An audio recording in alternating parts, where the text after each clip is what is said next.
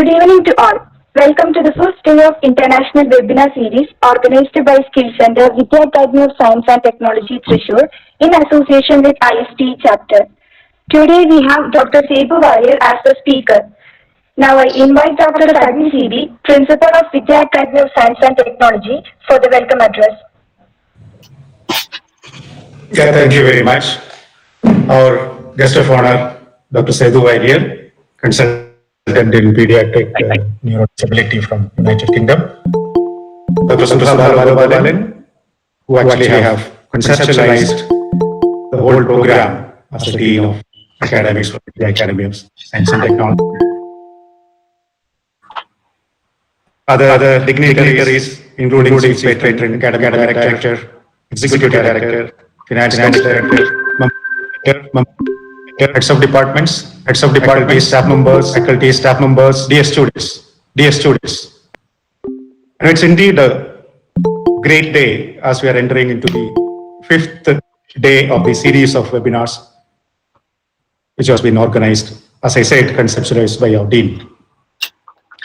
We are extremely pleased to see that this series has been very well accepted among the stakeholders, very particularly in our student community. This is what the change, what we would like to see, and happy that the Skill Center is spearheading the change, which we would like to see. A project-oriented learning, hands-on experiences, which unfortunately due to the epidemic which is happening now, a person-to-person hands-on experience may be not possible, but the alternative which you are coming with, interacting with the people all around the world, is fantastic. This day today is extremely important and very special for us because of the presence of Dr. Sebu Warrior, who in fact is the very dear brother of our Dean. So we are so proud and happy to have you here today with us, Dr. Sebu Warrior. Very hearty welcome to the Academy of Science and Technology and for this webinar series today. Thank you for joining and hearty welcome. Thank you. I also extend a sincere appreciation and welcome to all those who have joined this program today. Let us listen to the expert. Now, Dr. Sebu Warrior, in fact, has more than 3 decades of clinical health experience in clinical health for more than 30 years. And he's also a very passionate teacher, teaching the PG students of, the medical science, pediatric students. And more importantly, he has also been the awardee of the Fellowship of Royal College in Pediatric and Child Health of United Kingdom in 2018. So this session is going to be a nice experience for all of us. I welcome all of those who are participating in this program. Thank you so much once again, and all the best for the program. Thank you. Can you hear me, everyone? Is the mic on? It's not yet started. Please wait. Okay. I was asking. Thank you, sir. Next, I welcome Dr. Sudhama, Dean Academics of FROST, to speak a few words. Good evening to everyone. I am very happy that the principal has accorded very warm words of welcome to my brother, Setu. And I'm very happy to see that quite a large number of people, despite the fact that we started early today, are here with us to listen to Setu. We are having a different session today. It is the first time that a medical doctor is talking to the audience online, and perhaps we'll have a different way of approach altogether. What I would like to say is that, of course, based on how I have observed Setu, is that right from his childhood, I could see that he would be a good doctor, especially based on the tenderness that he displayed while attending to even the broken legs of kittens. Later on, when he became a doctor, I could see how passionate he was about caring for patients when he would ruffle the hair of grimy child patients that used to come to his clinic as also to his home for treatment. Later on, when he moved to United Kingdom, he became more of a brother rather than a doctor. But then when I attended a session of session in round of children affected by autism and their parents. And when I started thinking in terms of using technology for mitigating the suffering of essentially the caregivers, I contacted him, and then I learned that he has become an expert in neurodisabilities, and he has a few important papers published in this direction. From that moment onwards, he was a part of helping the college. He was a part of the team helping the college to develop an app for helping the autistic children to connect with the world to some extent or the other. In fact, one of the later it became, though it was initiated or it was conceptualized as an app built by NSS volunteers. Later on, it became an essay project, and one of the students came here to meet him while he was here visiting my mother. And then Sethu started speaking about so many possibilities and requirements that doctors have, that I thought that I started thinking in terms of making his dreams come true, or making whatever he wanted to do with respect to technology to assist the affected. I thought I should open a bigger forum, and then this initiative came up, and so of course he came into the plan. So I'm very happy that he is here. In fact, he's already connected to the college in other ways, because whenever some of the staff had some concerns with respect to the medical records of their children, I always used to approach Sethu for help, for his expertise, and I would be behind him to get his opinion, of course, as a doctor, such that I could give some solace to the affected parents.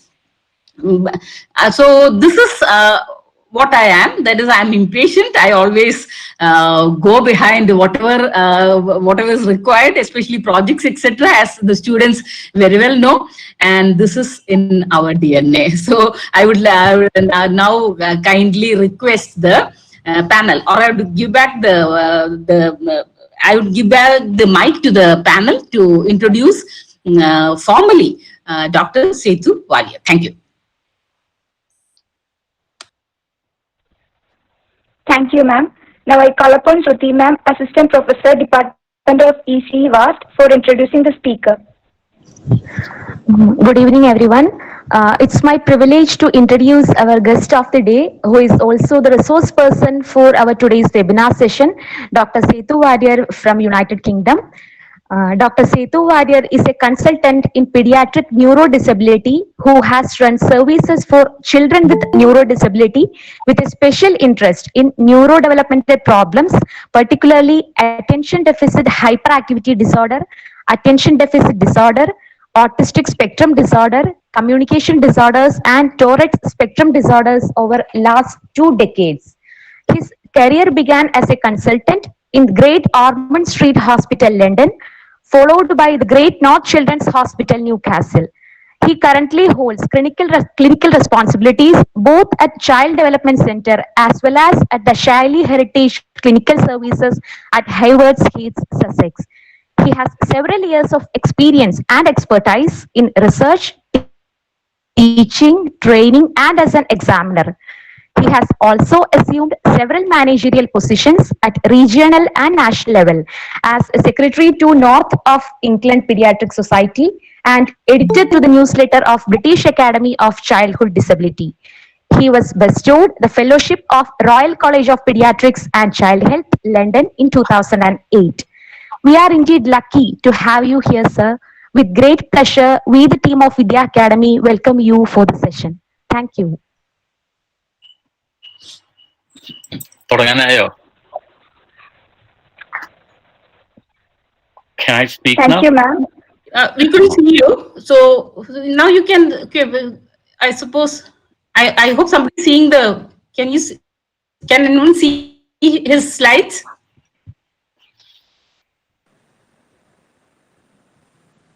Somebody speak. No, ma'am. Please Sir, start. can you Yeah. please tell them? Not yet. What do you Not do? yet. Just yes. എനിക്കറിയില്ല. Still can't see. No, sir. What do? I don't know. Let me go back. I'll start from the beginning. I'm It's, yeah, we start from the beginning. yeah, there you are. And now I press on Sharda. My classmates are here. From medical school. I don't know what Sharda is doing here. Anyway, so I go down and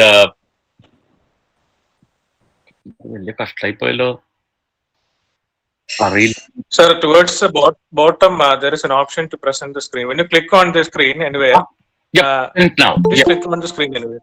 Yes, Yeah. and I Sir, open the window. towards the bottom right, yeah. Present now option is there. Your entire screen, there's a window and a Chrome tab. Either open and Entire screen go to. No problem. entire screen. Entire. Upper. Okay. Select ചെയ്തിട്ട് okay കൊടുക്കുമ്പോൾ screen Share. Share Share. Yes Share is സമ്മതിക്കുന്നില്ല. Let me open the other. There's another one here. It says. Let me help you. Yeah, please do. Sir, as Shankar sir told, you can open the window and present screen you can click. Another the window will be opening where you will be seeing two options. One is your entire screen and the other one will be any one tab. Okay. So mean they one. Click on that window. Wait a sec. So I got to open the other one. I open that and. Once more, please click present screen. Okay. Oh, then let me minimize this. Just a sec. Present screen. എന്തൊരു കഷ്ടാണല്ലോ ഇതൊക്കെ എളുപ്പാക്കി ഉണ്ടാക്കി കൂടെ ആൾക്കാർക്ക്.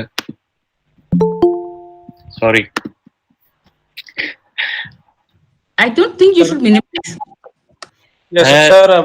One doubt I have. Have you clicked on join now or have you clicked on present now? When you actually enter into this Google Meet. Join now. Join now. Then the option would be there towards the right side, bottom right. You want me to go out and come back again? Probably you can refresh so that I can refresh that page. Yes.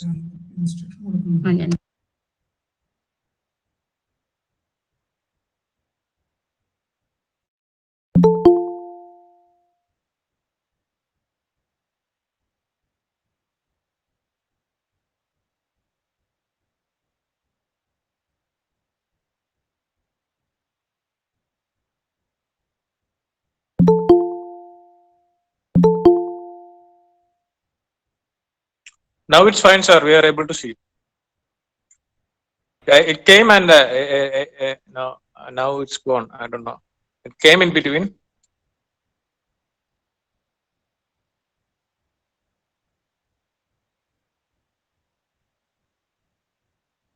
Yes, it's fine now, sir. It's fine. But we are not able to hear you.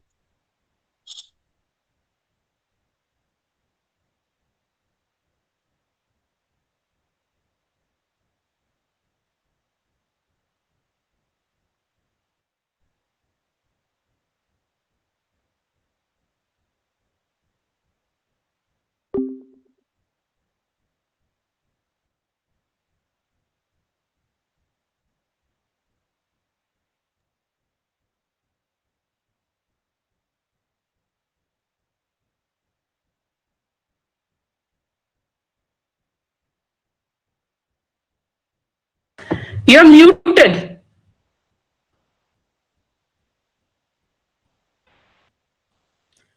Setu, you're muted. You can switch on your audio.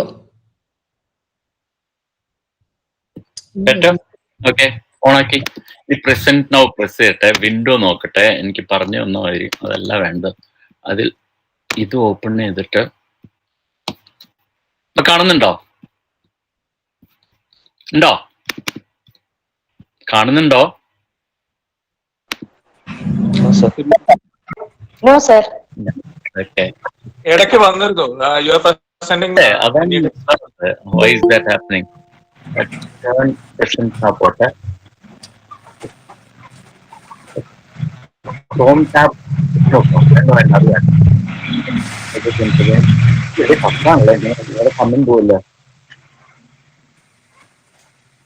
Why is it not?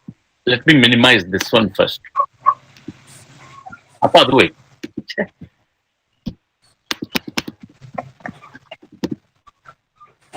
Chair press, there.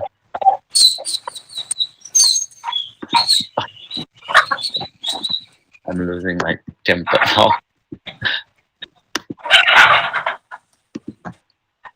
Wait a sec, I'll go into that back again. And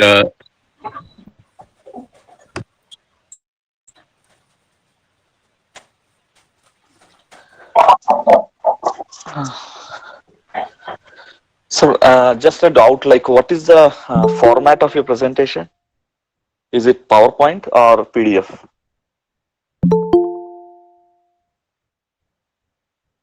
You're muted again, Setu. Switch on. Yeah, you're muted. And moreover, it is PDF, Nitin. PDF. PDF, okay, then it should be fine. What else could be the problem? Are you working from your personal computer or are you from a server? It has to be from a personal computer. No, sometimes people log in like they have a from problem the institutional servers, so it makes it very difficult. Yeah, like to use this kind of. Perhaps. No, they don't belong to a teaching institution normally. No, not even teaching institutions. I'm not really sure. Okay, so, and he's gone off now. Another thing, what probably. Ma'am? Yes. Yes. Yeah. ഇങ്ങനെ തന്നെത്താനെ mute ആയിക്കൊണ്ട് പോവാ.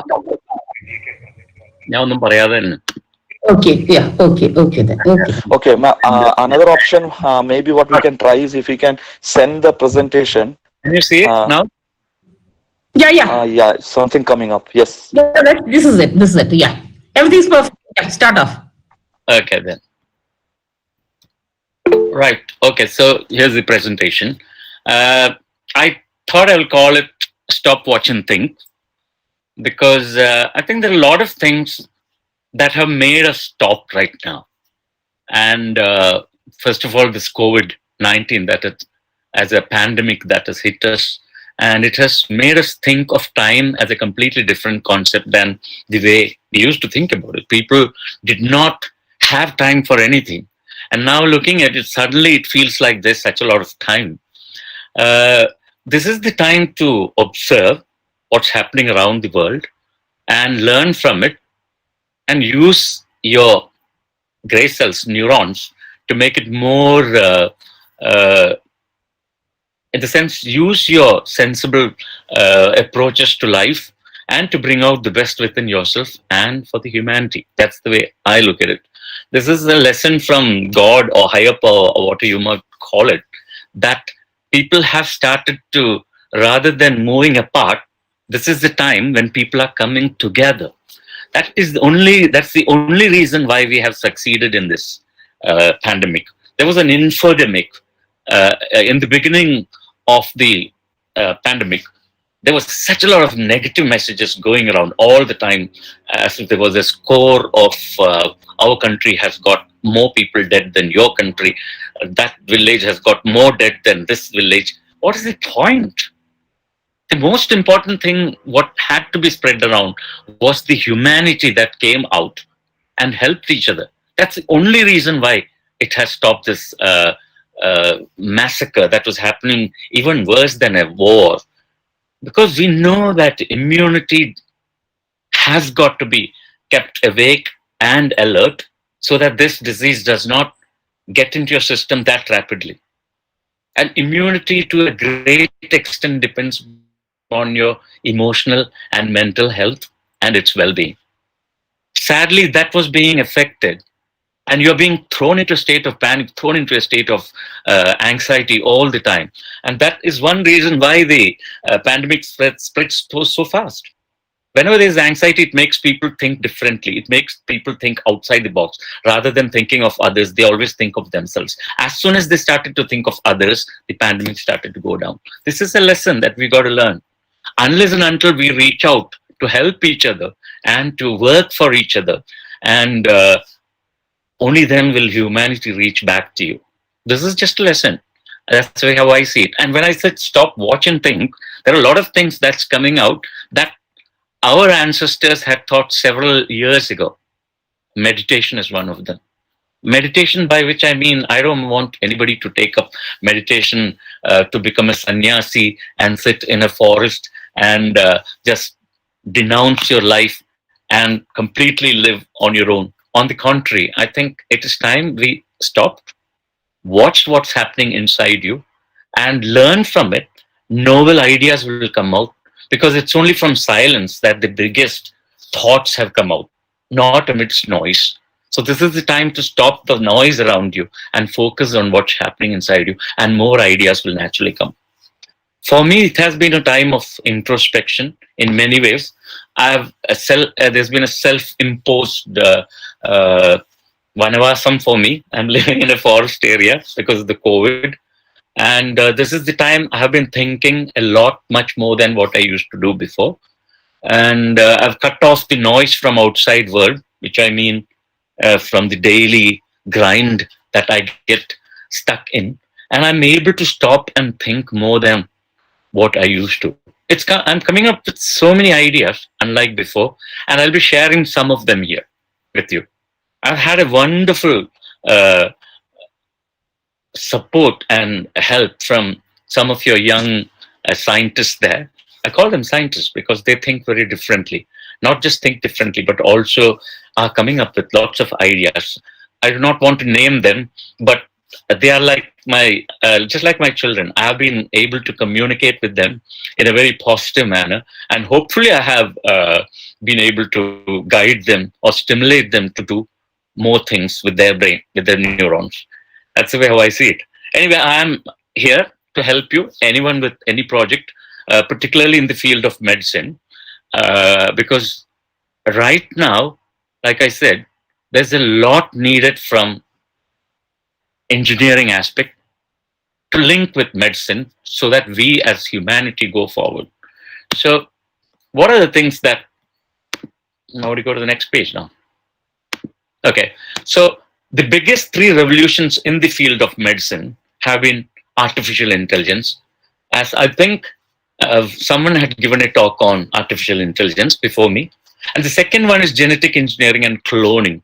Cloning, I would say, is not yet being widely accessed, but genetic engineering clearly has got into nearly every system in the field of medicine, into eugenics, as we call it, in the sense improving the genetic endowment of a generation so that the next generation has a better chance, better opportunity to survive and to move forward without having any of the basic defects within them.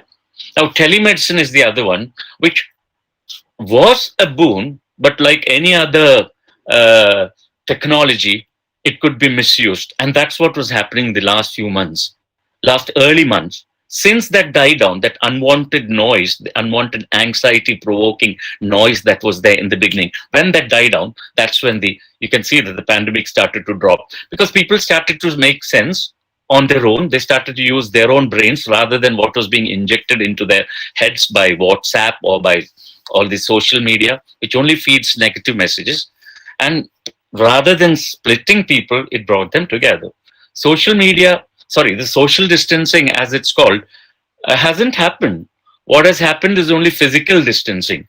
People have been separated, but they've been brought together by the benefits that we have had from artificial intelligence and telemedicine. Genetic engineering and cloning, of course, it is not for an ordinary person's reach. It is more for very specific, very specialized clinics, maybe in a quaternary center like All India Institute of Medical Sciences in Delhi or somewhere like that. In a similar manner, there are also certain institutions here where they talk about genetic engineering, but it's not within the medical field. It's more to do with research purposes at this point of time. So we need to focus on artificial intelligence and telemedicine. These are the things that I'm going to talk about because that's what really captures my imagination, and that's what has helped me to do quite a few things that I've been able to do with my young friends in your university. Right. So machine learning is a part of artificial intelligence. It's only a part. The big picture tells us how we use the electronic system to create a system where one can use it effectively as we do with machines. So let's start with machine learning. There are plenty of databases available, like in a hospital. If you were to look at these entries into the computers of various hospitals, it will tell you we have so many women admitted, so many men admitted. And then further on, we can also look at the discharge summaries. It will tell you how many of them had chest symptoms, how many of them were for heart symptoms, how many of them for neurological symptoms. So that will give you a good database. But at the same time, there are also other databases which looks at entry of cerebral palsy, entry of I have been a part of one cerebral palsy data entry unit, which I have very effectively used 20 years ago, and have been able to generate quite a few papers. I'll be speaking, just touching upon them later on. But out of that, if we were to pick certain specific features, we could use it to create algorithms that will help us in the long run to either make a diagnosis or look at the prognosis of the disease, how it will unfold, or what are the likely other morbidities, or what is the likely predictability of the disease in different categories with specific features.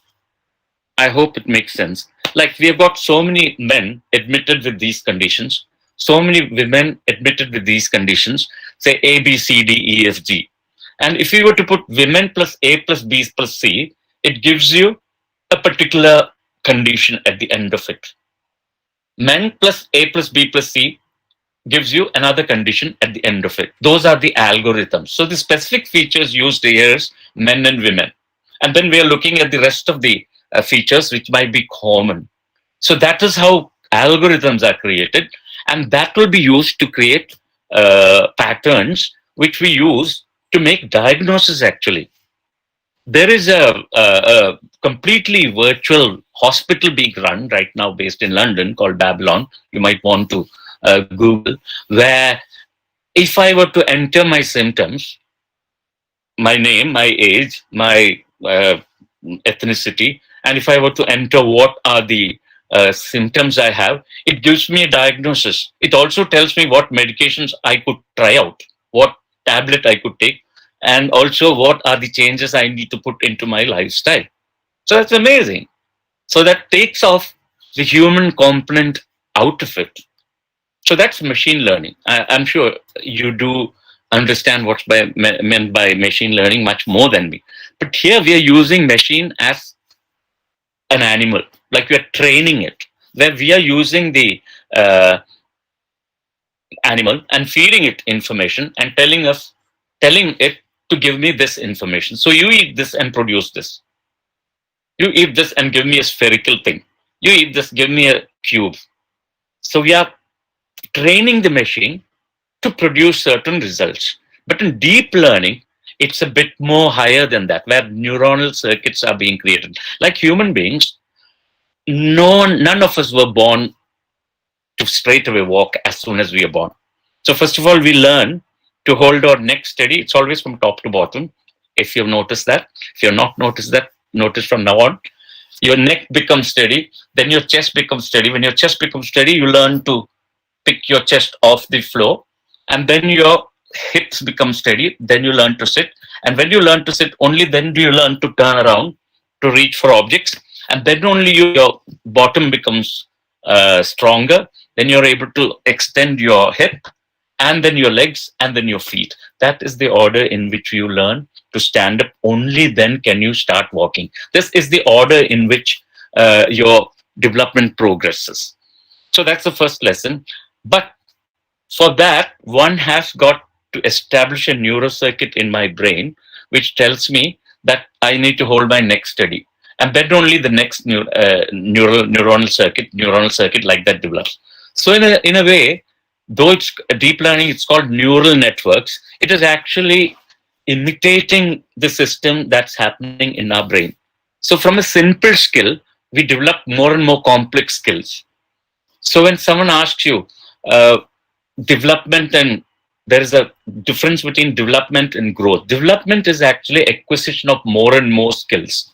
So from a simple skill, when you acquire more complex skills, you become a more developed person, a human being, or say more skillful person, basically. So development doesn't stop at any particular age. Even right now, you're sitting here and you're listening to me, you are actually developing. And many of you sitting here are maybe of different ages and different age category. But at the same time, when we are learning a new subject, a new topic, actually you're developing a neurocircuit within you, and that's more complex. Initially, you learned A plus C plus A plus T is cat. Then you know what the symbol it represents. The cat becomes a symbol. And then you attach that to a picture in your head and you store that. It's manasa vacha karmana is what they say in Sanskrit. That is the way how you learn. You need to have a language first, and then on that you attach symbols. So every language is different. If I say pucha, it still means a cat.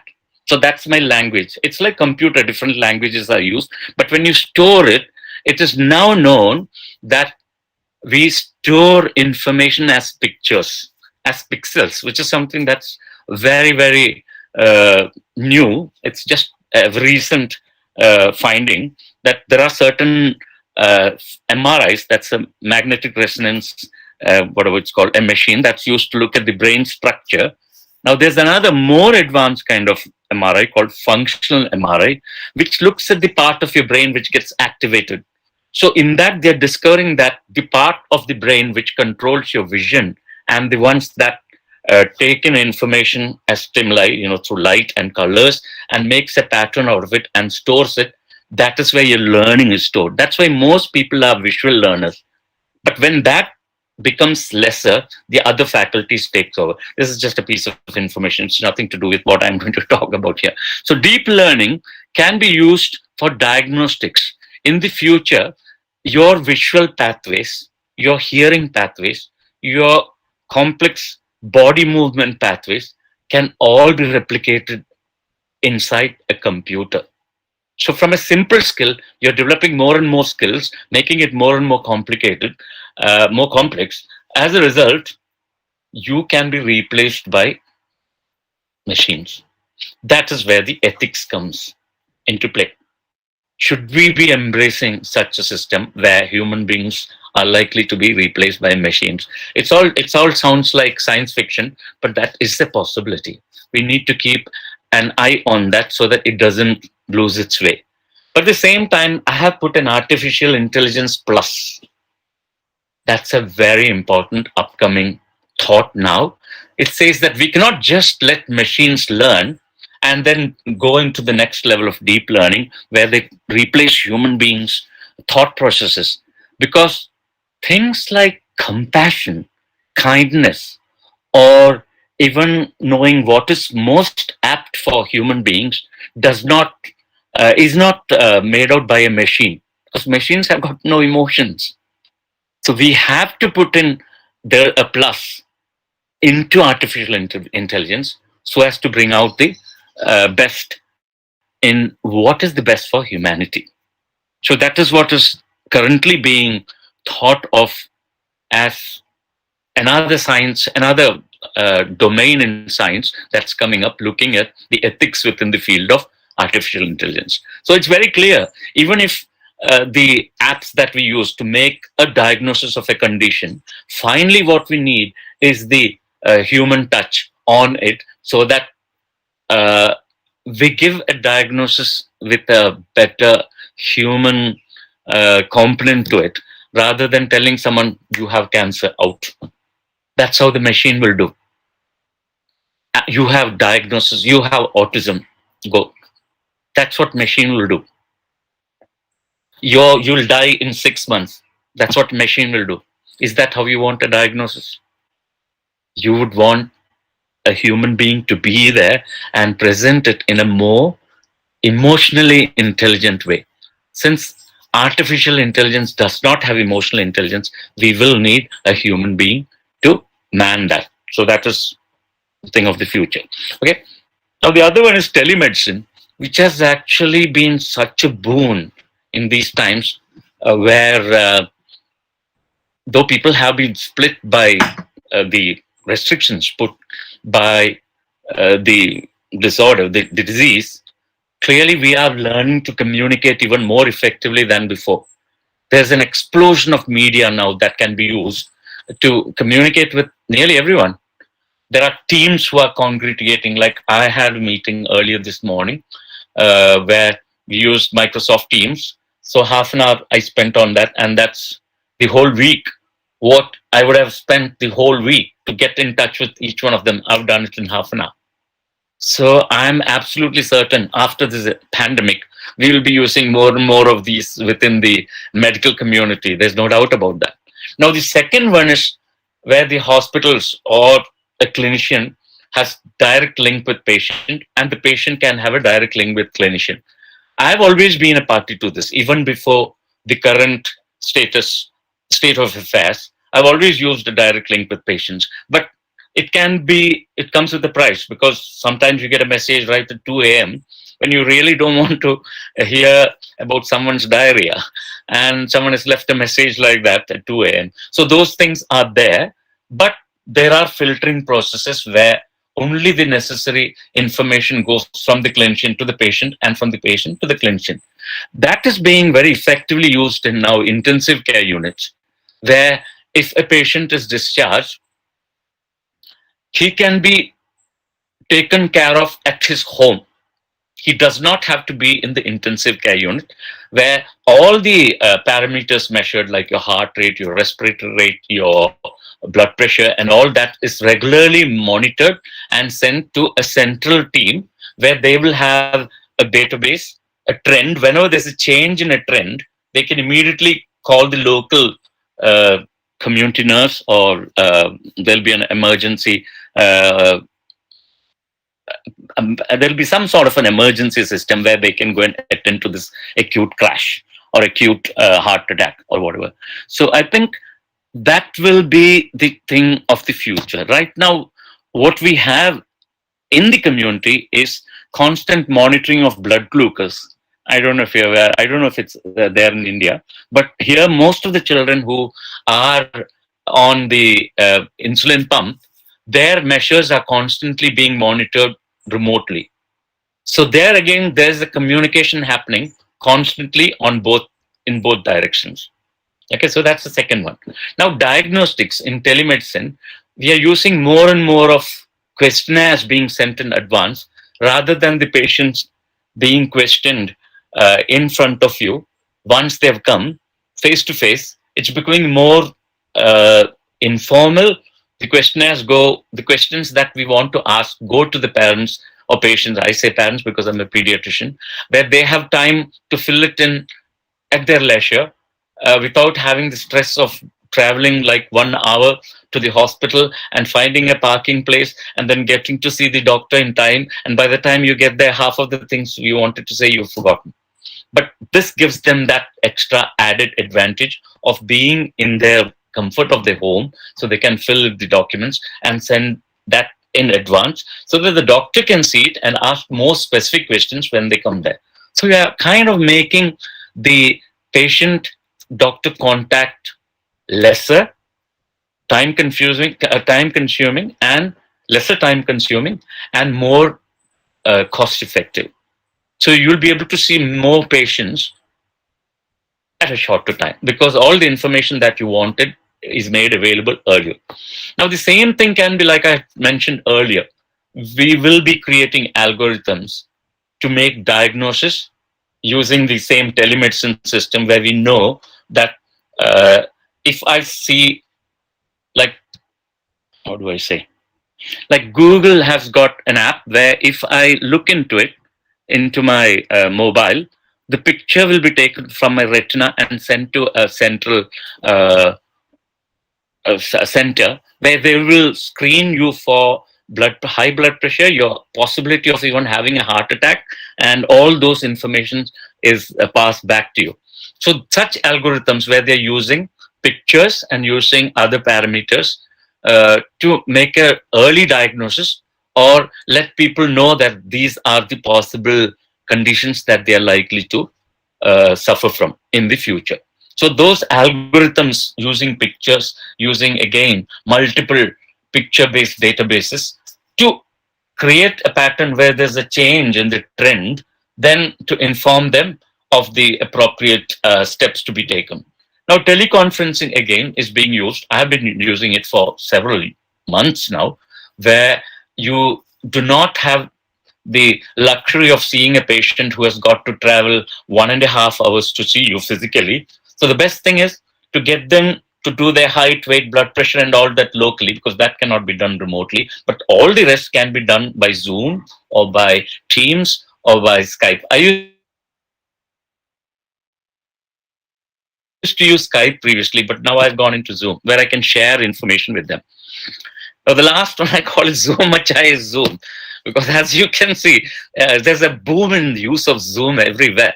I can see people talking about Zoom, even just ordinary lay people, they are using Zoom to congregate. There's a church group who has got a Zoom meeting. There's another group, there's a cake baking group just living next to my house. They are talking about meeting on Zoom. The other day I was waiting in a post office and there was one lady, an old lady telling, I'm going to talk to my grandchild in Zoom who is in Australia. So impressed how quickly the word Zoom has spread around. And more than that, well, I have been recently fortunate to host a musical program across the world, across the globe, where we had singers from all over the world, including United Kingdom, UAE, and India, where we paid our obeisance to the to the doctors who died. All the performers were doctors, so I could use it as well. I'm not saying it's telemedicine, but it is another form of telemedicine where the artists within the domain of medicine paid their respects to the doctors who had died in this war. So it was a very poignant moment, but I feel proud that I could do something of sort. Now let me go into a little bit about myself. I'm not in any way flaunting my certificates. I'm just telling you the details of my journey.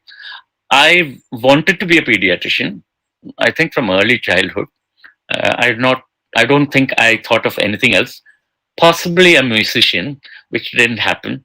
Then I came to United Kingdom to become a neonatologist. Neonatologists are the doctors who look after newborn babies, neonatology.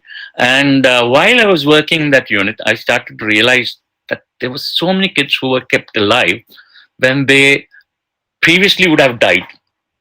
They wouldn't have survived because of lack of facilities of keeping their lungs alive, their brains functioning and all that.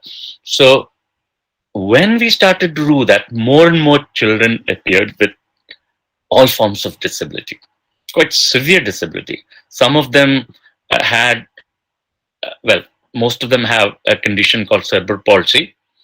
And some of them were technology dependent, where we had to feed them through a tube. We had to help them to breathe with the tube. So that field got me really excited. And that's why I turned into a person with an interest in neurodisability and rehabilitation. While I was working in that field, say for 10 years or so, I was leading several units in United Kingdom, and I also started to do other things. നിങ്ങളുടെ ഡീൻ്റെ മാതിരി എനിക്ക് ഇത്തിരി അസുഖമുണ്ട്, വെറുതെ ഇരിക്കാൻ പറ്റില്ല. അപ്പൊ എന്തെങ്കിലും ഇങ്ങനെ ചെയ്തുകൊണ്ടിരിക്കാം. അപ്പോൾ ഒരു കാര്യം തുടങ്ങിക്കഴിഞ്ഞാൽ വേറെ പല കാര്യങ്ങളും തുടങ്ങിയതിനെ കൊണ്ട് എക്സാമിനറായി മറ്റേതായി മറിച്ചായി കുറച്ച് റിസർച്ചിലൊക്കെ ചെയ്യാൻ തുടങ്ങി. When I started to do research, I was naturally moved on to this field of neurodevelopmental disorders, which looks at attention deficit hyperactivity disorder and autism. And I feel these two conditions are just amazing for two reasons. Because they are so diverse, so diametrically opposite. But both, actually, if you look at it, belong to the same spectrum of disorder. There are only two ends. In the people who are reaching out to the world, to the humanity, where they're constantly seeking sensations, stimuli, are the ones who have ADHD. They never stop. They're constantly wanting to reach out to the world. And on the other end of the spectrum are the people who are very sensory defensive, who fear the world because of the noises, the smells. They want everything to be the same, very rigid, and stick to their ways of thinking, the ways of behavior, because they are afraid of changes happening around. And that is what brought this interest within me to focus on these two conditions, ADHD and autism. It is also a part of neurodisability and rehabilitation, because many children with cerebral palsy have these features, number one. Number two, we were a part of study called EPICURE study, EPICURE, capital letters, study, where we followed up all the babies who were born very premature, like 22, 23, 24 weeks. And we followed them through on to the age of 6 months, 8 months, 1 year, 2 year, 4 year, 10 year, 20 year. Now they have reached 20 years. And what we discovered was many of them, although did not have features of cerebral palsy, they were showing features of ADHD and autism. So there's something that we did to their brain, though we kept them alive. They didn't go into the full-blown cerebral palsy. Their brains were still damaged, and that left them with features of ADHD and ASD. So that's where my research interest began. And having worked in this field, I'm realizing that many of the things that our Arsha Bharatam extolled are there, is exactly what we're discovering through the use of functional MRI and all that. If I speak about that, people might think I'm sort of professing Hindutvam. Not at all. I'm just talking about way before even Hinduism was born. When the great sages, when there was no religion, people were all the same. Our ancestors were all the same. And at that time, they thought about this stimuli and response, which is what now we are coming to. Why people react to things happening around them, and how we process it, and how emotionally we get charged, mano, buddhi, ahankara, and all that. So, manasa, and mele buddhi, and mele ahamkaram, and mele spirituality. You cannot exist without spirituality. I don't mean God as such. I mean that humanity, the life force that connects us all. So we are finally boiling down to that, because science has lost.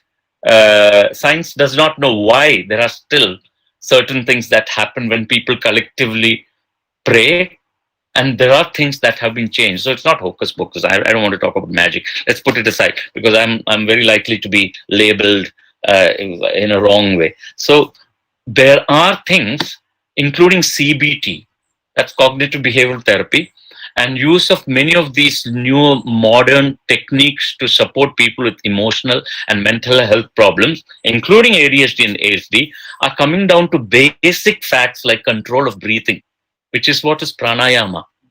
And a part of pranayama is pratyahara pranayama, which is focusing on your breathing and then focusing on your thoughts, which is what is mindfulness, which the world has very beautifully packaged in Japanese origami and has sold to India. And India will stand in queue to buy mindfulness. Whereas once upon a time, when our gurus used to teach us yoga, we had no respect for it. Now it's all being taught by the Western world to us. It's quite curious. And that is the cure for many of these conditions, is what is coming out now. That's why I said returning to the roots. I am seriously thinking about coming back to India, because I think my mission here is over. I've done as much as I could, and there's always a glass ceiling. You cannot go beyond a certain level here. I'm not wanting to be the head of an institute or anything, but whenever you put forth a thought, unless you are white, your thoughts are not accepted. That's a problem. Yeah. It's for them to sort out. Doesn't affect me at all. So let's go to the next one. So these are the things that I've done. It's not that I was there at the time. That's all I would say. It's just my pure luck that I got into all these studies. Number one, I have looked at classification of cerebral palsy and I've contributed to it at a few national and international seminars. I've been able to talk about these topics. Ataxic cerebral palsy, it's all very esoteric. Let's leave it there. I've also looked into visual impairment in cerebral palsy, and surprisingly, what came out of that study was that how much of your brain is damaged or how little your brain is damaged, visual impairment has got no connection between the two. നമ്മുടെ തലച്ചോറിനെ എങ്ങനെ ബാധിച്ചാലും നമ്മുടെ കാഴ്ചയെ അത് ബാധിക്കുന്നില്ല. ആ തലച്ചോറ് കണ്ടു കഴിഞ്ഞാൽ അതിൻ്റെ ഉള്ളിൽ മുഴുവൻ ഓട്ടയാക്കി വെച്ച മാതിരി ഉണ്ടാവും, ബ്ലീഡിങ്ങും അതെല്ലാം വന്നിട്ട്.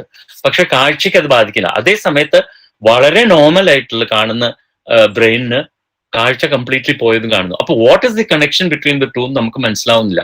That is what came out of that paper. Then there is now currently we use a communication classification system called CFCS. I have been a part of that. So right now internationally we are using a particular system to which I have contributed. Those are the things in cerebral palsy initial years. Then I moved on to ADHD. I was quite fortunate to be a part of a new drug introduction clinical trial called guanfacine. Now my interest has come to this particular field called, well, autistic spectrum disorder. I feel these kids are a real mystery. They are a puzzle for the reason that they do not follow any of the rules that you have in your book. And they come to test their parents. How much of you try to put resistance to your children who have got autism, you will have children who come up with behavioral problems. The more you accept them as they are, and then just change your behavior, you will have least behavioral problems. So these kids come to test their children, and I know as soon as even if I've given a diagnosis, I know that this parent will come within a few months time to tell me that they can't cope with this child's behavior because of the way they have accepted the diagnosis. But at the same time, if it's a very all acceptant Kshamo Dharitri, that kind of parent, you will see that the child has got a fantastic life. It's like taking a plane ticket to go to Japan and then finding yourself somewhere in Africa. That's what their journey has begun, with all hopes of dreams of being in the beautiful Tokyo town, and suddenly you find yourself in Congo forest. That's what is happening. So they can't accept that. But someone who loves being in Africa as well, I enjoy this. Wherever I am, I'll enjoy this moment. They have a great time. That is what autistic children teach you. You can't change me. So one study that I have been able to not study, now I'll go into the work that I've done around this. Autism diagnosis is a major difficulty because there are long waiting lists. Suddenly people have all awoken to the diagnosis of autism, and more people want the diagnosis. So there are long waiting lists in all the clinic to get to a diagnosis. And these children, as well as many of their parents, also have autism, though at different levels. And hence, because of the parental difficulty and the child's difficulty, most often the behavioral problems come up as nowhere else before. Because the child wants to be rigid, parent wants to be rigid, and parents want the child to follow their line, but the child will not. So that leads to a lot of friction, and that can create a lot of behavioral problems. So it becomes like a secondary disability. The primary disability is communication, socio-communication difficulties, and the rigid way of thinking. But the secondary disability becomes more prominent than the primary disability. Secondary disability is the behavioral problems. Okay. So what are the diagnostic criteria? There are two sides to it. One is social communication, how you use communication in a social setup. So using a two-way dialogue and sussing, understanding the other person's needs, emotional needs, and accordingly sugarcoating your language and getting back a response from them and responding to it. That's the first side. Second part of it is how a person thinks and talks and behaves in a very rigid way without knowing how to change tack according to the context. So a child, say 7-year-old, goes to the head teacher and say, "Hell," and strikes his back. You can imagine the shock in India. That kid will be expelled from that school. But that is how children with autism are. They are born to test your patience, and because they don't follow rules. So those kids are both these kids on both ends of the spectrum, like I was telling earlier, they are the movers and shakers. They are the people who think differently and also behave differently and bring all the changes. Being in the middle is boring. You got to be a bit more off-centric. That's where yours, Dean, and I are a bit crazy on the two ends of the spectrum. Anyway, she'll kill me after this. So 2 parts to the diagnosis. For the first part, you have got to take an interview, autism diagnosis interview, where we take information from the parents. And then we observe. That's autism diagnostic observation schedule, where a book is read out with pictures in it, and we are asking the child to comment on the picture. What do you think happened to this person? Is this chap happy? Is he sad? So kind of extracting out of the child what their emotional response to it is. So we have ADI subscribing to the questions, and we have ADOS. I have been fortunate to work with a couple of teams to develop this app, which is looking into ASD diagnosis, at least as the first process of triaging, in the sense, so if you have X number of children who have been referred, we can go through this process where parents can do this app from home, and they can get an idea whether my child's got autism or not. Only then do you need to go to the next level, where you have to do ADOS. Right now, I'm working with some brilliant kids in your center, in your institution, where we are developing the ADOS now. Hopefully it will be available. It has got great potential. I'm afraid if it do not work quickly enough, someone else will take the credit. Someone else will work it out. I do hope that we'll be able to do a bit more utilizing other people like Mr. Gopi, who spoke before.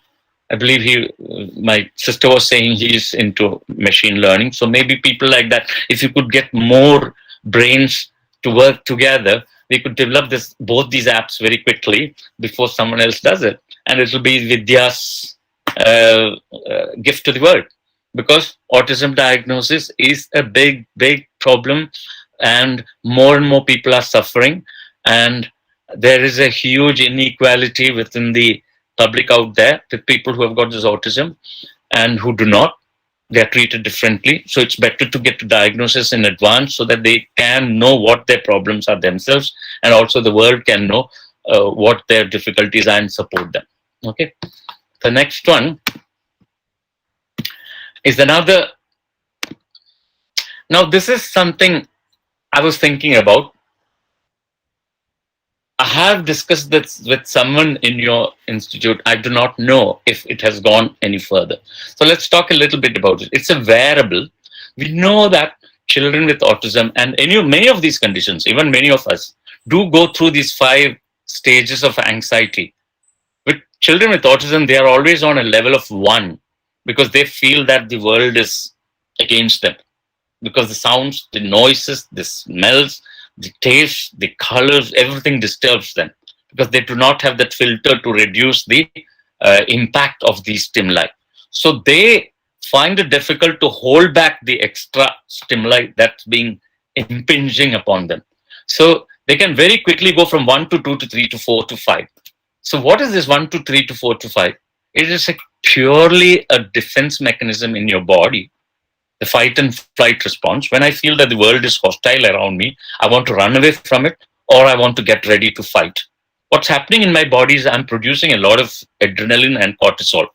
So when the cortisol and adrenaline builds up, your heart starts to beat, your mouth starts to dry, your pupils dilate, and your whole, we call it sympathetic system, goes into a high drive, just to support you so that you can tide over that situation in a more stronger and more faster and in a more powerful manner. So you're going rapidly from zoom 1 to 5. But the problem with adrenaline and steroid and cortisol is that it lowers this potential of this fight and flight response happening to a very low level.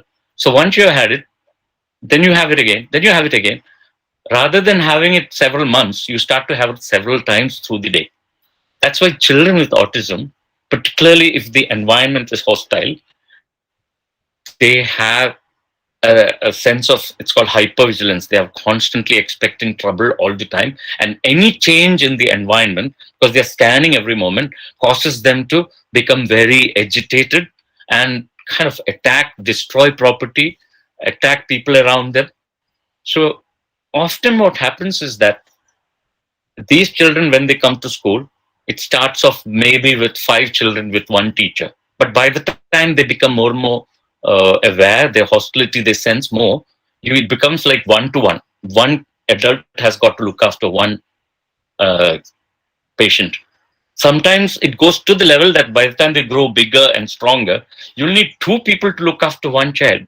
So there's a huge amount of human resource that's being spent to just support these children with this high level of anxiety.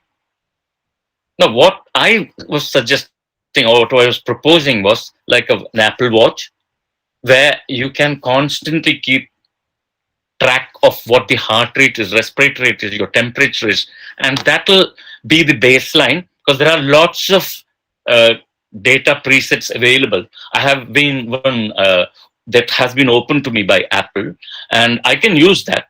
Only what we need is to have that trend as a baseline, and then with someone like a parent or a carer or a school teacher, go through different epochs through the day, like morning waking up, getting ready to school, another source of anxiety.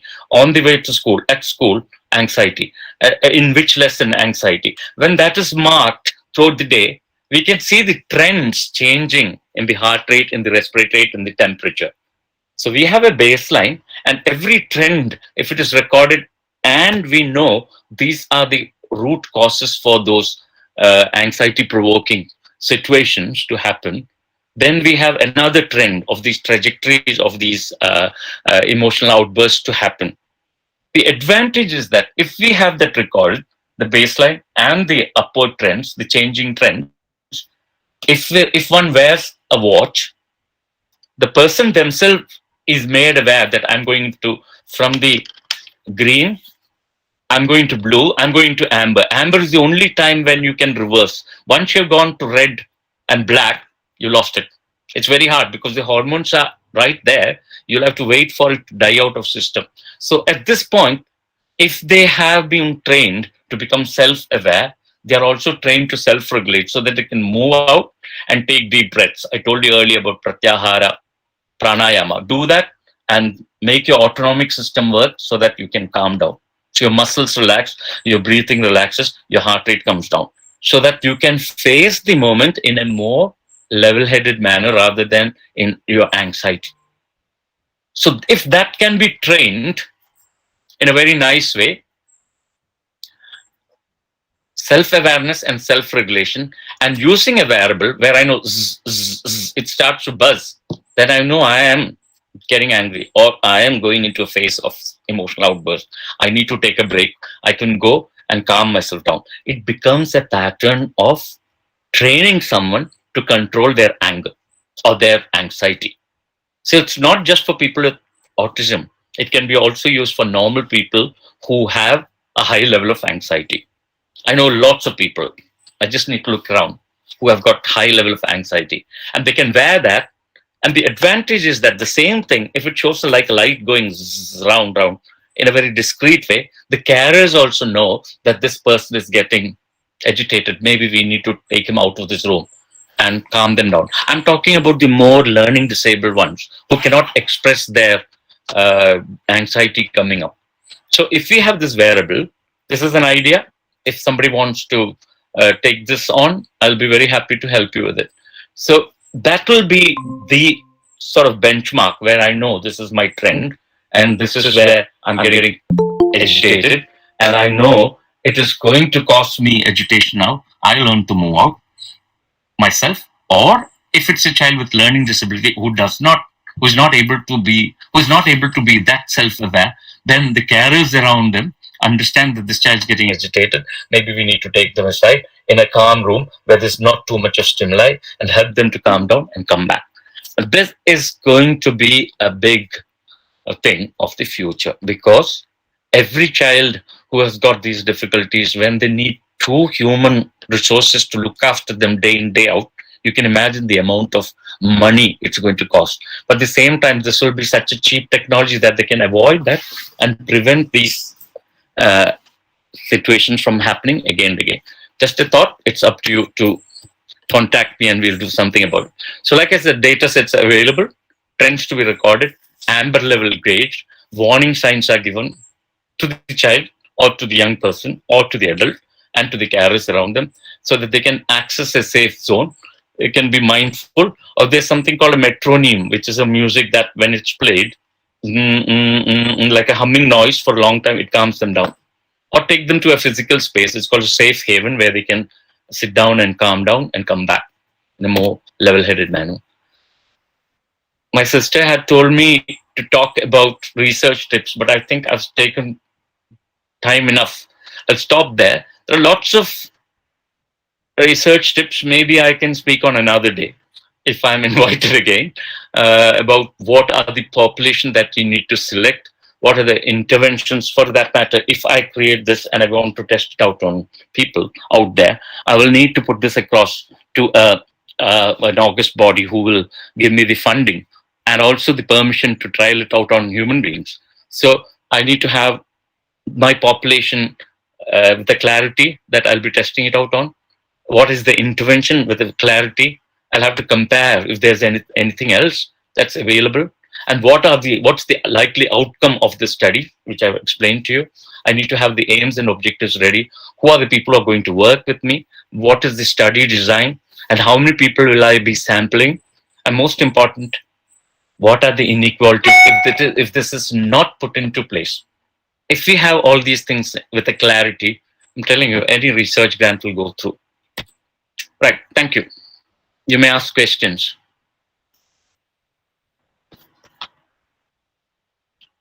Is that okay? So, sorry. Madhi, I suppose now, since the balance gets over of students, let's hope that some students will ask something, because you have given us at least two important projects that students can do. In fact, I have been trying to promote them even since long, but then since one is almost on its way of being more or less complete, but still there's scope for more. I'm hoping that students will ask. Okay, it's actually left to the students now to ask something, rather than the seniors. Seniors can take their own time later on. Let's hope some of the students will say something or the other. Or some of the teachers. Naveen wants to speak something. Is it so? Naveen, go ahead.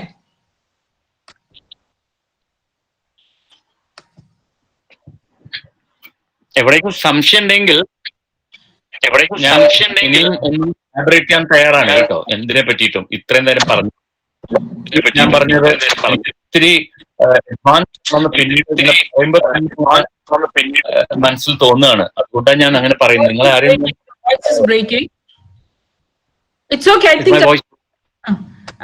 കുട്ടികൾക്ക് എന്തെങ്കിലും ചോദിക്കാനുണ്ടാവും തന്നെയാണ് എന്റെ വിശ്വാസം. Yeah. Who wants to ask something?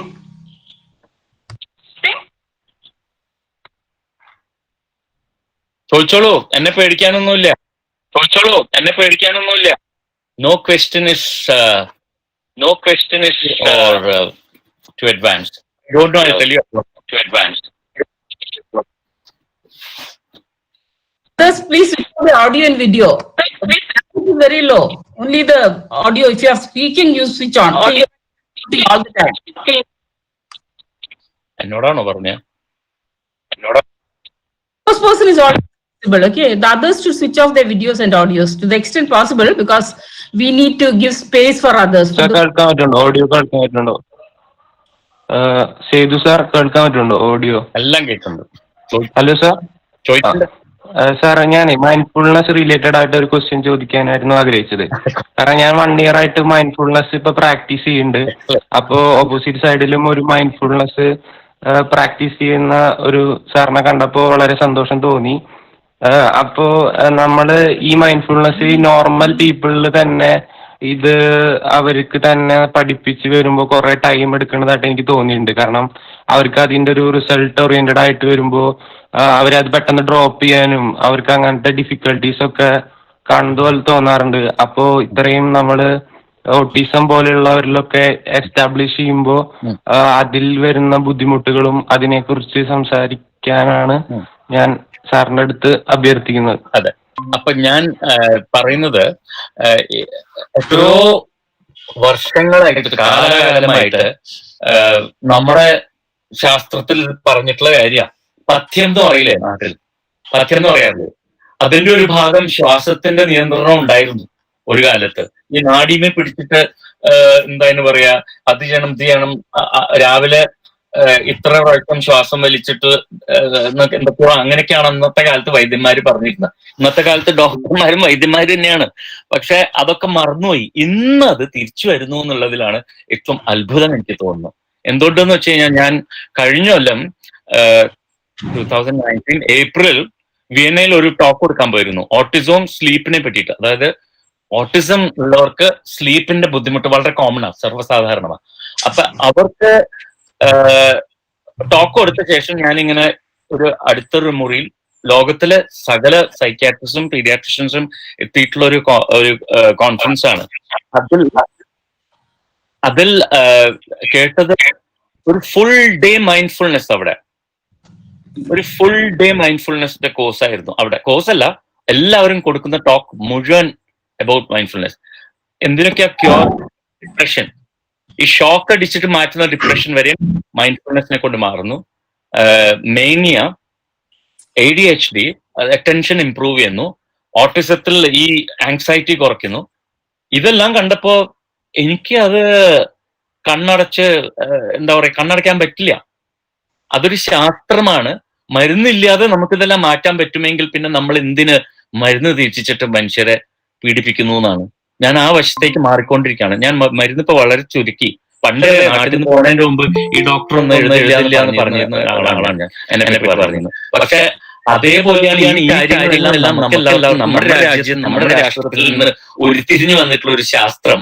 നമ്മൾ തിരിച്ചിട്ട്, ഞാൻ back to Roots എന്ന് പറഞ്ഞ അതാണ്, തിരിച്ചതിലേക്ക് പോകാനുള്ള കാലം അതിക്രമിച്ചിരിക്കുന്നു എന്നാണ് എനിക്ക് പറയാനുള്ളത്. അപ്പൊ മൈൻഡ്ഫുൾനെസ് കുറിച്ചിട്ട് ശാസ്ത്രത്തെ കുറിച്ച് പറഞ്ഞു തരാൻ, അതിന്റെ സയൻസിനെ കുറിച്ച് പറഞ്ഞു തരാൻ I am very happy to learn അതിൽ.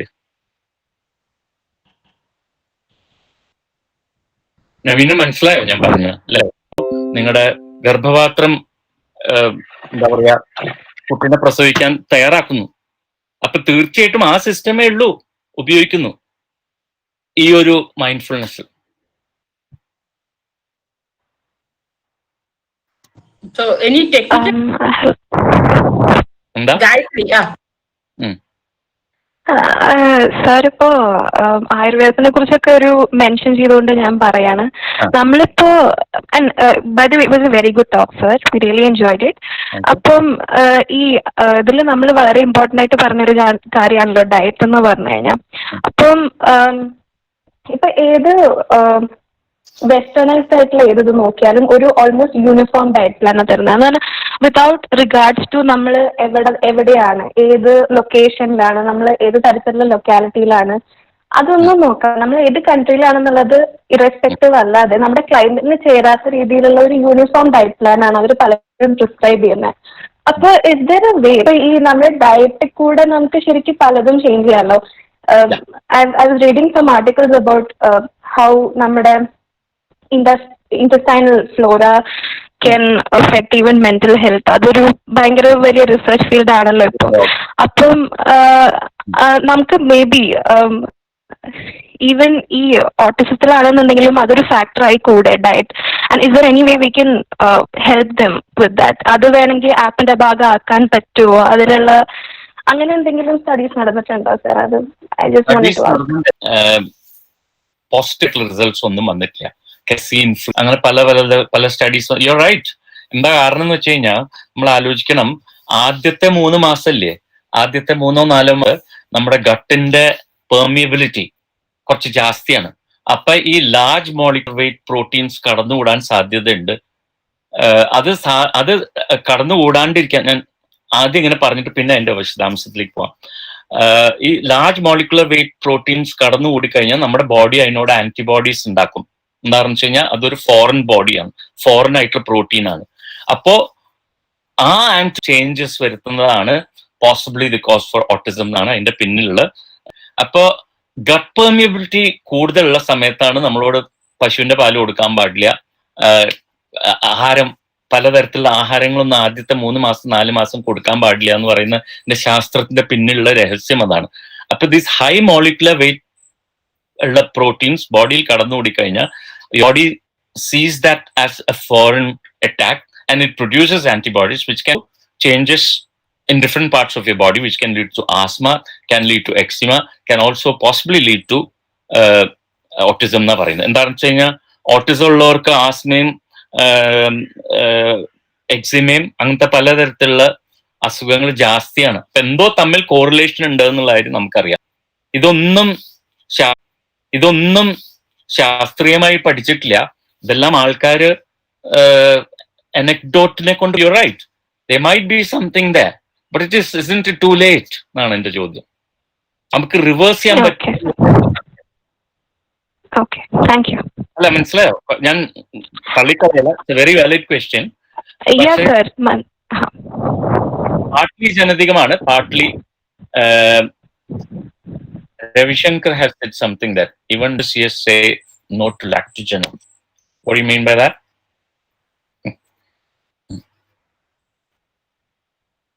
But here, even doctors don't say a no to lactogen.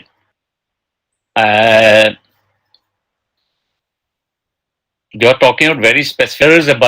There are a bunch of doctors who are more advanced in the way of thinking, as I would say. Kerala പ്രത്യേകിച്ച് നല്ലോണം ഉദാത്തമായി ചിന്തിക്കുന്ന പല ഡോക്ടർമാരുണ്ട്. അത് നമ്മള് എന്തായാലും പറയാ മനസ്സിലാക്കണം. എല്ലാ ഡോക്ടർമാരും ഒരേ ഗ്ലാമറിൽ ഉണ്ടാവില്ല. എല്ലാവരും എന്താ പറയാ ക്വാട്ടർണറിയോ അല്ലെങ്കിൽ പഞ്ചനക്ഷത്ര ഹോട്ടലിൽ പ്രവർത്തിക്കണം എന്നാവില്ല. പലപ്പോഴും നഗ്നപാത ഡോക്ടറായിരിക്കും ഏറ്റവും നല്ല ഡോക്ടർമാർ ആ ഭാഗത്തുള്ള. നമ്മളത് മനസ്സിലാക്കിയിട്ട് അവരെയാണ് പ്രൊമോട്ട് ചെയ്യേണ്ടത്. അല്ലാണ്ട് പിന്നെയും ഈ 5-star ഡോക്ടേഴ്സിനെ പോയി കാണലല്ല. Is there an app that should be used by play schools and primary schools to evaluate their students about the mental states so that they can be managed accordingly? That's a fantastic question. ആ ഉദ്ദേശത്തോടു കൂടിയാണ് ഞാൻ നാട്ടിലേക്ക് വരാൻ പോകുന്നത്. ആ ഒരു app പോലത്തെ ഒരു സാധനം ഉണ്ടാക്കിയിട്ട് ടീച്ചേഴ്സിനും ഞാനിപ്പോ ക്ലാസ് എടുക്കാൻ തുടങ്ങി. സൂമിൽ ഞാനിപ്പോ കഴിഞ്ഞൊരു 3-4 മാസമായിട്ട് റെഗുലർലി സൈക്കോ തെറപ്പിസ്റ്റിനും, അതായത് ടീച്ചേഴ്സിന് ഒരു ട്രെയിനിങ്ങും ഇല്ല ബിഹേവിയറൽ പ്രോബ്ലംസിനെ എങ്ങനെയാണ് കൈകാര്യം ചെയ്യേണ്ടതെന്നുള്ളതിനെ കുറിച്ച് ഒരു വിവരവും ഇല്ല, ട്രെയിനിങ്ങും ഇല്ല. അപ്പൊ അതിനെക്കുറിച്ച് എന്താ വേണ്ടതെന്ന് ചോദിച്ചപ്പോ ഞാൻ 1-2 അഭിപ്രായങ്ങൾ പറഞ്ഞിട്ടുണ്ട്. അപ്പൊ അതിൽ നിന്ന് ഉരുത്തിരിഞ്ഞിട്ടുള്ള ഒരു കാര്യമാണിത്. കാര്യം എന്താന്ന് വെച്ച് കഴിഞ്ഞാൽ ഞാൻ ഇപ്പോഴും പറയാറുണ്ട്, if I make A mistake ഒരു കുട്ടിയെ ഡാമേജ്ഡ് ആവുന്നുള്ളൂ. പക്ഷെ if teachers make A mistake it's നമ്മളൊക്കെ ഇങ്ങനെ പീഡിപ്പിച്ച് പഠിപ്പിച്ചിട്ടുള്ളവരാണ് ഇവരെല്ലാം ഈ ടീച്ചർ അല്ലെ. അവർ പഠിപ്പിച്ചതിൽ എത്ര സാധനങ്ങൾ എന്ന് നിങ്ങൾക്ക് യൂസ്ഫുൾ ആണ് ഇന്നത്തെ ലൈഫിൽ? It's ridiculous. ഒരു എന്താ പറയാ ലോക മഹായുദ്ധവും മറ്റേ യുദ്ധവും ഒക്കെ ഒരാവശ്യമില്ല എന്ന് എനിക്ക്. ഇതൊക്കെ വെറുതെ നമ്മുടെ തലയിൽ കുത്തി കയറ്റിയിരിക്കുകയാണ്. അപ്പൊ അത് എന്നിട്ട് ആ കറക്റ്റ് ആയിട്ട് ആ ഡേറ്റ് പറഞ്ഞിട്ടില്ലെങ്കിൽ തലാണ് ടീച്ചർമാർ പഠിപ്പിക്കുന്നത്. ആ ഒരു സിസ്റ്റം എന്തെങ്കിലും മാറുന്നുള്ള പ്രതീക്ഷയിലാണ്. പക്ഷെ ടിൽ ദാറ്റ് ചേഞ്ചസ്, അപ്പൊ ആ ബിഹേവിയർ പ്രോബ്ലംസ് എങ്ങനെ ഡീൽ ചെയ്യണമെന്ന് പോലും അവർക്ക് ട്രെയിനിങ് ഇല്ല. That normally would have drowned you, but if you give that image it dissipates. CBT പ്രധാനമായിട്ട് പ്രയോഗിക്കുന്നത്. അപ്പൊ എഞ്ചിനീയറിംഗ് പറഞ്ഞു കഴിഞ്ഞാൽ ഒന്ന് ഭയങ്കര കലുഷിതമായിട്ടുള്ള ഒരു ലോകമാണ്, ഡോഗ് ഈറ്റ് ഡോഗ്. അപ്പൊ അങ്ങനത്തെ ഒരു ലോകത്തിൽ സ്ട്രെസ് കൂടുതലുള്ളവർക്ക് നാച്ചുറലി ആക്സെപ്റ്റ് ചെയ്യുന്ന ഒരു ടെക്നിക്കാണ് CBT, behavioural therapy. Using your intellect rather than your emotions, എന്നിട്ട് അത് ബിഹേവിയറിൽ കൊണ്ടുവരിക. അതില് ടെക്നിക്സ് ഉണ്ട്. അതിനകത്ത് നമുക്ക് ടെക്നോളജി കൊണ്ടുവന്നിട്ടുള്ള എന്തെങ്കിലും ടെക്നിക്സ് കൊണ്ടുവരാൻ പറ്റുമോ എന്നുള്ളതാണ് എന്റെ ചോദ്യം. ഞാനിപ്പോ നേരത്തെ ഡിസ്ക്രൈബ് ചെയ്യില്ല എക്സാക്ട്ലി. അപ്പൊ ഞാൻ പറഞ്ഞു എന്നേ ഉള്ളൂ. പക്ഷെ you have a watch that tells you you're getting stressed. You can always move aside and take a deep breath. എല്ലാവരും മുമ്പിൽ നാടകീയമായി ശ്വാസം വലിച്ചു കഴിഞ്ഞാൽ എല്ലാവരും ബേജാറായി പോകും. അപ്പൊ അതിന്റെ പകരം if you have situation where you can become mindful, എന്തെങ്കിലും നീട്ടി ഒരു ശ്വാസം വലിച്ചിട്ട് മെല്ലെ ശ്വാസം പുറത്തേക്ക് വിടുക, you will immediately find that things get calmed. മാത്രമല്ല അതേ സമയത്ത് അതിന് നമുക്ക് വല്ല രൂപം ഇട്ട് ടേം ഇട്ട് എന്നാ പറയാം. അപ്പൊ ഈ ഇമോഷൻസ് നമ്മുടെ വഴിക്ക് വരുന്ന സമയത്ത് if you are able to name it, ഈ ക്ലാരിറ്റിയാണ് ഏറ്റവും വലിയ പ്രശ്നം ഇമോഷൻസിന്റെ കാര്യത്തിൽ. നമുക്കത് ദുഃഖമാണോ, നമുക്കത് ദേഷ്യമാണോ, നമുക്കത് ഹ്യൂമിലിയേഷൻ ആണോ, ഇതെല്ലാം കൂടിയാണോ, ഷെയിമാണോ, ഇതെല്ലാം ഏത് വഴിക്ക് നമ്മുടെ വരുന്ന സമയത്ത് നമ്മളത് ഹിറ്റ് ചെയ്യുന്ന സമയത്ത് നമ്മൾ ആ ഇമോഷനായി മാറുകയാണ്. കഴിഞ്ഞാൽ നമുക്ക് അതിനൊരു രൂപവും ഭാവവും എല്ലാം കൊടുത്തു കഴിഞ്ഞാൽ അതിന് തല ഇങ്ങനെ 2 കൊമ്പുണ്ട്, അതിന് വലിയ മീശ ഉണ്ട്, അതിന് വാലുണ്ട് എന്നൊക്കെ